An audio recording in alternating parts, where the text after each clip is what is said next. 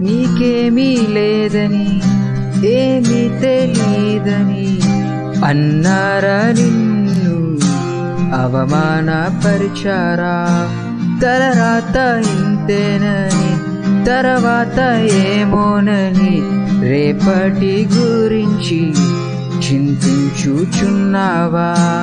చింతించకన్నా యేసు మాటను మరిచావా? మరను మధురంగా మార్చెను చూసావా?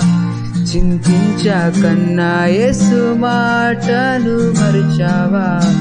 మరను మధురంగా మార్చెను చూసావా?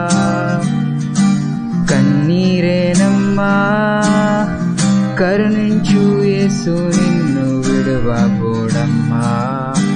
కలవరపడకమ్మా